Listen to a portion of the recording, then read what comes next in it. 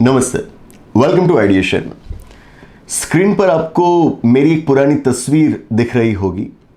ये भोपाल की तस्वीर है, 2022 की तस्वीर है। तब हम मध्य प्रदेश गए थे, भोपाल में इसी जगह रुके थे। इस जगह का नाम है Noor Asba palace. It's a heritage hotel. बहुत ही खूबसूरत जगह है। जब भी आप भोपाल जाएं, वहाँ रुकने की कोशिश करिए। वहाँ का खाना भी काफ़ी अच्छा है, आप चखिए। अब आपको होगा कि मैं अपनी फोटोग्राफ आपको क्यों दिखा रहा हूं। रीजन बीइंग, ये Noor Asba palace, it is the property of Saif Ali Khan. Hindi film industry के एक्टर सैफ अली खान की ये प्रॉपर्टी है। ये और भोपाल में और प्रॉपर्टीज, सैफ अली खान की और कुछ प्रॉपर्टीज, जिनके बारे में कहा जाता है कि इन सभी प्रॉपर्टीज की टोटल वैल्यू है करीब 15,000 करोड़। पूरी संभावना है कि आने वाले कुछ वक्त में ये प्रॉपर्टीज सैफ अली खान की प्रॉपर्टीज ना रहे, भारत सरकार उनसे ये प्रॉपर्टीज छीन ले। इसी मुद्दे को आज हमें समझना है। सबसे पहले ये सवाल होगा कि भारत सरकार सैफ अली खान की प्रॉपर्टी क्यों छीन लेगी, वो कैसे छीन सकती है। भारत सरकार का मानना यह है कि ये properties they are enemy properties, ये शत्रु संपत्ति है। अब आपको सवाल होगा कि ये एनिमी प्रॉपर्टी क्या है। इसको समझने के लिए पहले एक और कॉन्सेप्ट हम समझ लेते हैं। There is a concept of citizen. हम भारत के नागरिक हैं। एक और कॉन्सेप्ट होता है कि जिसको कहते हैं एलियन। एलियन माने कि ऐसे लोग कि जो आपके देश के नागरिक नहीं हैं, they are not the citizens of your country, जिनको हम आम जबान में फॉरेनर्स कहते हैं, विदेशी कहते हैं। उनको कानून की जबान में कहा जाता है एलियंस। अब ये एलियंस दो तरह के होते हैं, एक फ्रेंडली एलियंस, दूसरे एनिमी एलियंस। ऐसे देश के जिनके साथ हमारे रिश्ते अच्छे हों, उन देशों के नागरिकों को हमारे लिए कहा जाएगा फ्रेंडली एलियंस।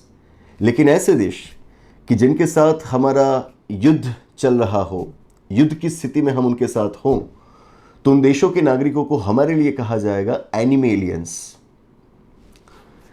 एनिमी एलियंस की जो प्रॉपर्टी आपके देश में है, उन प्रॉपर्टीज को कहा जाएगा एनिमी प्रॉपर्टीज। That easy. वैसे ऐसा कोई कॉन्सेप्ट पहले से था नहीं। ऐसा कॉन्सेप्ट दाखिल किया गया सेकेंड वर्ल्ड वॉर के दरमियान।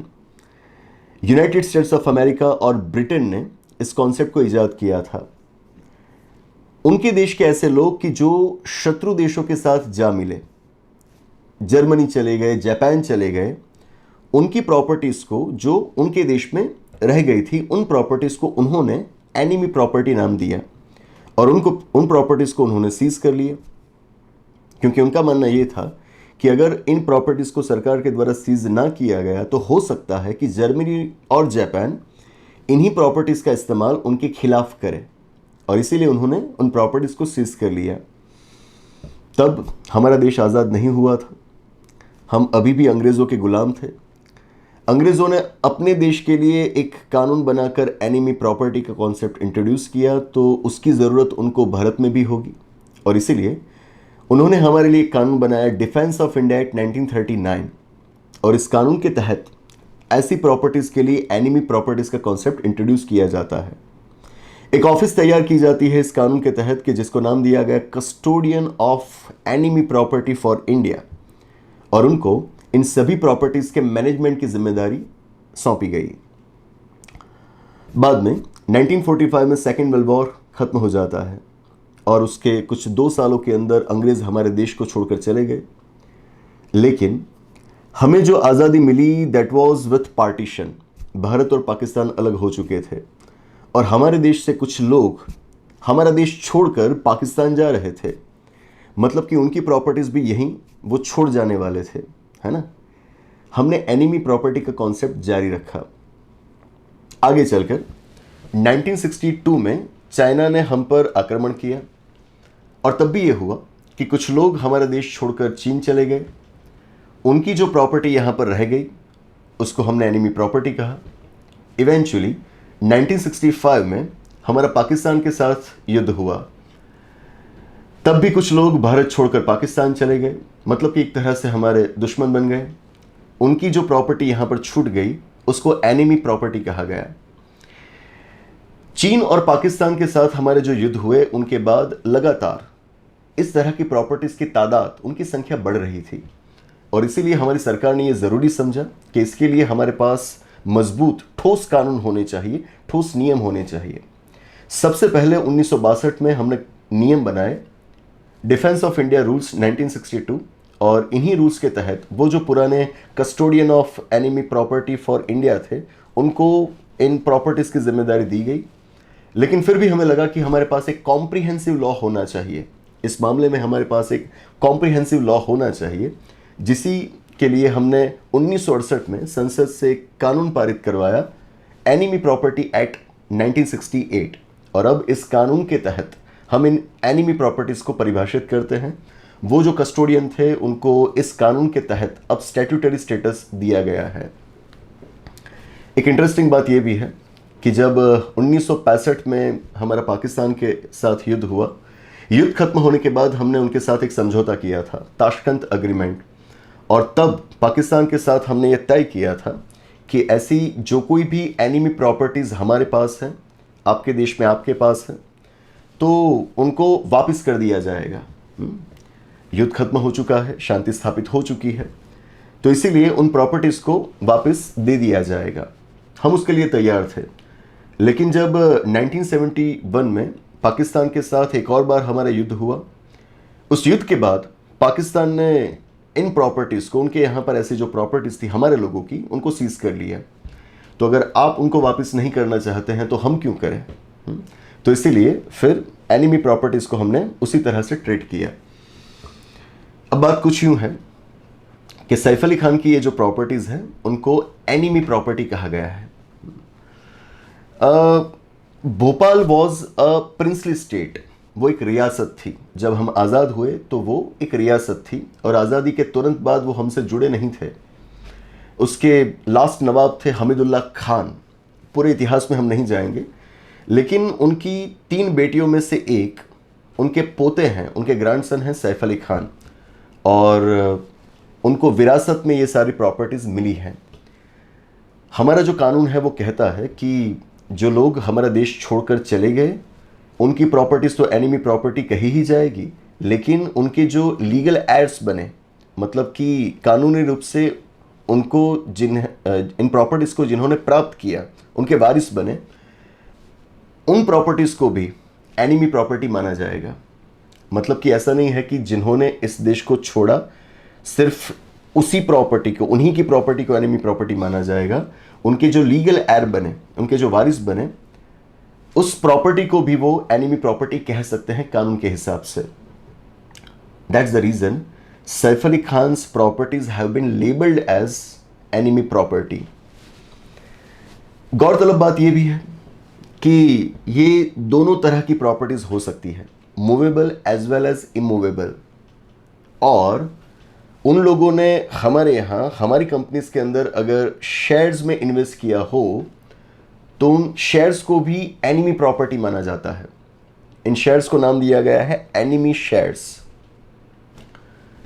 2019 की बात है, भारत सरकार ने ये अनाउंसमेंट किया था कि ऐसे एनिमी शेयर्स की टोटल वैल्यू है करीब 3000 करोड़, और भारत सरकार ने तब ऐलान किया था कि इन एनिमी शेयर्स को बेचा जाएगा। और इस प्रक्रिया की जिम्मेदारी उन्होंने फाइनेंस मिनिस्ट्री के एक डिपार्टमेंट को सौंपी थी जिसका नाम है DIPAM, department of investment and public asset management. ये वो डिपार्टमेंट है कि जो पब्लिक सेक्टर अंडरटेकिंग्स में डिसइन्वेस्टमेंट की जिम्मेदारी संभालता है। उस डिपार्टमेंट को अब एनिमी शेयर्स बेचने की जिम्मेदारी सौंपी गई थी। सिविल सर्विसेज के एग्जाम में ये सारी चीज़ें काफ़ी इंपॉर्टेंट होती हैं, और जो सिविल सर्विसेज का एग्जाम नहीं भी दे रहे हैं उनके लिए भी ये सारी चीज़ें जानना काफ़ी ज़रूरी है, दैट थिंग। तो इस तरह से एनिमी प्रॉपर्टी को वहाँ पर डिक्लेयर किया गया है।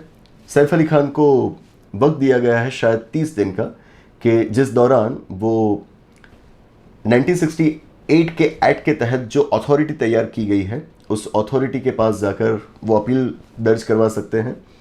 तो अगर उन्होंने अपील करी तो वो प्रोसीडिंग्स आगे बढ़ सकती है, अगर ना करी तो मामला वहीं पर रुक जाएगा।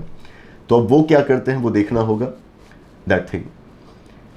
इसी के साथ इस सेशन को तो मैं यहाँ पर समाप्त घोषित करता हूँ, लेकिन जब हम नूर सबा होटल में रुके थे, तो एक रात डिनर के वक्त मेरा बेटा, बड़ा बेटा तात्पर्य, उसको वहाँ पर एक प्लेटफॉर्म मिल गया गाने के लिए। वो अभी इंडियन क्लासिकल म्यूज़िक की ट्रेनिंग ले रहा है, तो उसको वहाँ पर एक प्लेटफॉर्म मिल गया गाना गाने का। तो उसने वहाँ पर एक गाना गाया था, होठों से छू लो तुम मेरा गीत अमर कर दो। तो वो गीत, वो पूरा वीडियो मैं इस वीडियो के अंत में आपके साथ शेयर कर रहा हूँ। अब देखिए, एंजॉय करिए। Thank you.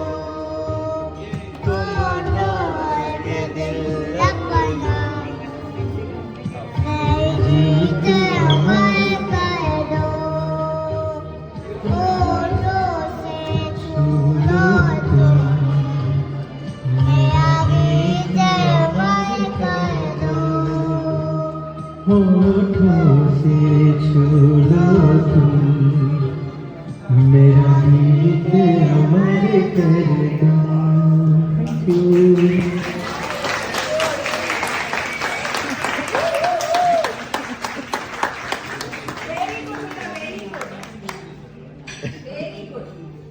Thank you.